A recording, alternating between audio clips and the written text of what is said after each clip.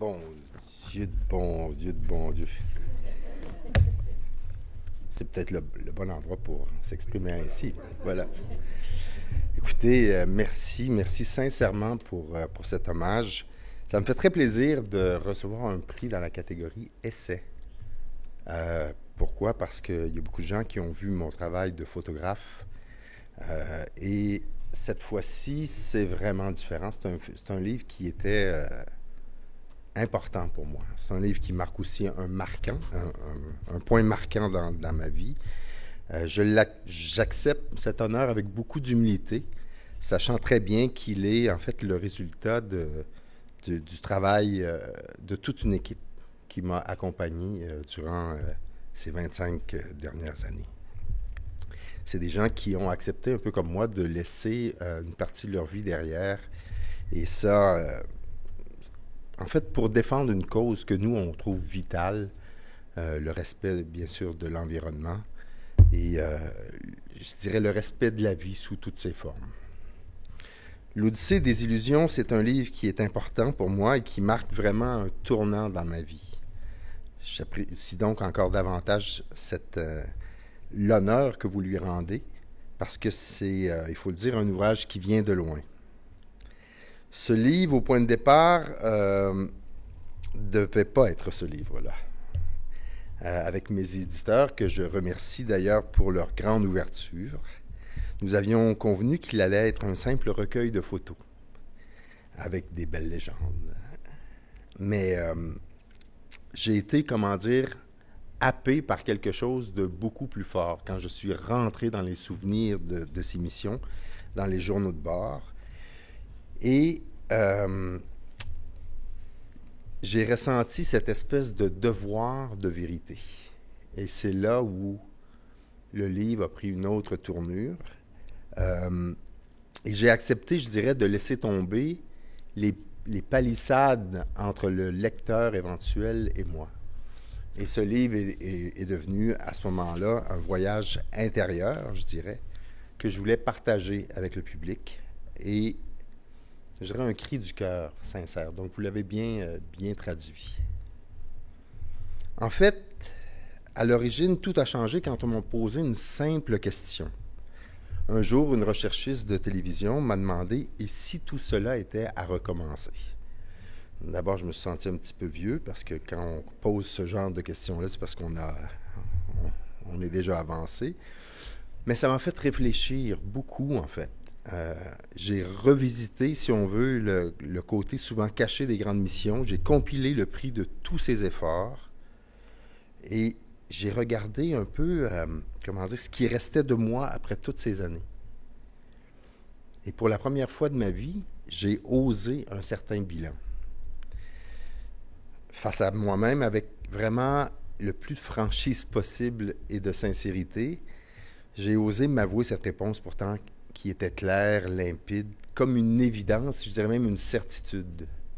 Non, si c'était à refaire, je ne le referais pas. Ça a été un bilan inévitable et sincère, je pense, mais qui a eu l'effet d'une bombe.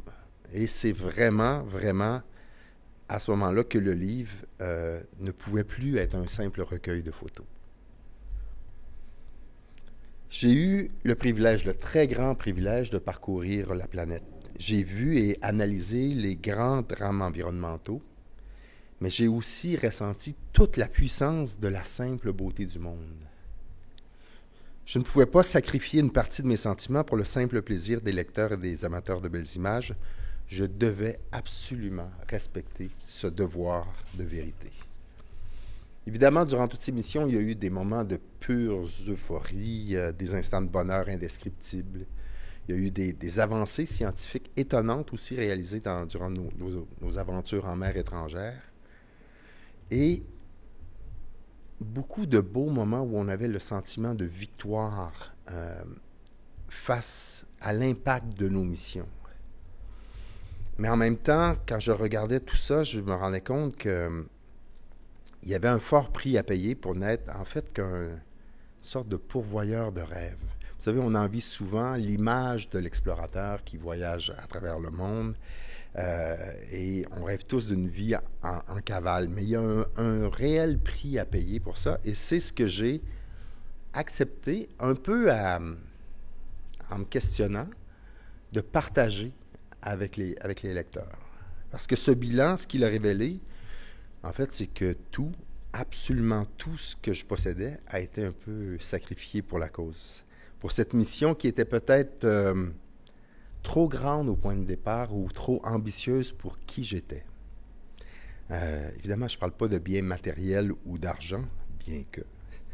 Je parle surtout de tout ce qui est précieux à l'homme et qui a été, je dirais, sacrifié sur l'autel des dévotions, qui souvent deviennent des insoutenables offrandes injustifiées pour celui qui n'a su doser adéquatement ses énergies pour reconnaître et sauver l'essentiel, la famille, les racines, les amitiés même.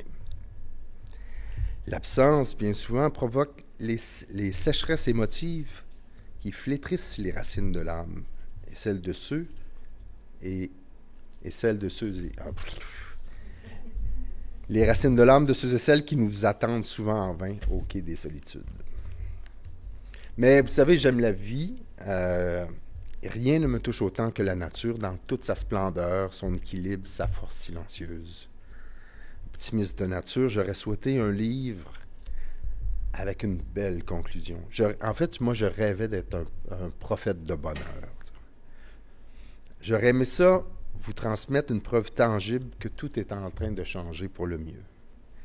Mais j'ai été rattrapé par ce devoir de vérité et il fallait, je pense, la communiquer. Cette vérité, bien sûr, c'est la mienne et j'espère qu'elle sera rapidement balayée par un vent de changement. Un vent de changement qui viendra inévitablement de la jeunesse, notre plus grand espoir pour demain, certes. Vous savez, nous n'avons pas été très bons pour léguer une planète en santé, mais je pense qu'on a été pas mal pour leur donner des valeurs de conservation qui vont sans doute tracer la voie pour demain. C'est certainement, en tout cas, un de mes plus grands espoirs. Vous savez, on a souvent partagé avec notre jeunesse nos discours théoriques, mais est-ce qu'on a réussi à prêcher par l'exemple? Vraiment, je ne le crois pas. Nos petites victoires pour préserver la simple beauté du monde ne sont que de minuscules diachylons qu'on applique sur une nature qui est meurtrie, blessée, mutilée, estropiée, battue et écorchée par nos mauvais traitements. Il faut que les valeurs de respect que nous avons su transmettre aux générations futures triomphent sur l'appât du gain qui sacrifie toujours davantage nos ressources naturelles. Quand je lis aujourd'hui, comme vous, que notre cher président Trump veut retirer les États-Unis de l'accord de Paris, ça me fait souffrir. Moi, j'y étais à Paris quand on a négocié cet accord-là, et c'était... c'est difficile à décrire. Le vent d'espoir était fantastique. On avait réussi avec... Je vous passe tous les trucs d'avocat pour réussir à le faire passer, mais on avait réussi. On était vraiment fiers de ça. Mais j'ose une prédiction. Un seul homme, malgré toute sa puissance éphémère, ne réussira pas à stopper le mouvement de changement qui est en marche. C'est sûr qu'il va réussir à ralentir le processus. C'est sûr. Mais il ne faut pas l'oublier, nous ne sommes rien sans cette nature. Et ce temps pour initier les actions réelles, ce temps qu'on croyait venu, il risque de prendre encore un peu de retard. C'est vrai. Trump et ses tweets matinaux nous confrontent aujourd'hui à des vents contraires qui ralentissent l'allure de notre grand voilier. Mais nous ne changerons pas de cap pour autant, car la destination finale est vraiment une question de survie. Je l'ai écrit dans le livre, l'espoir est un ingrédient du bonheur, mais il se fait rare dans les recettes pour garantir l'avenir de cette nature qui souffre en silence. Une société riche saura se définir par l'investissement réel qu'elle saura faire dans l'éducation. C'est, selon moi, la véritable voie du succès pour demain. J'ai souvent le sentiment que ce livre n'est qu'une goutte d'eau dans un océan d'indifférence et d'insouciance, Mais j'espère qu'il pourra toucher les générations futures pour qu'un réel vent de changement souffle sur demain et que l'espoir renaisse enfin dans le cœur et les âmes de ceux et celles qui y croient encore. Merci à mes éditeurs, merci à Célia qui a fait un travail remarquable avec les photos, entre autres, et toute la mise en page. Merci à cette jeunesse qui sera mieux que nous, faire la différence. Et merci à vous, merci d'y croire à chaque jour, dans vos actions et dans vos décisions. Enfin, je voulais juste rappeler qu'il y a beaucoup de beau dans ce livre aussi, il ne faut pas l'oublier.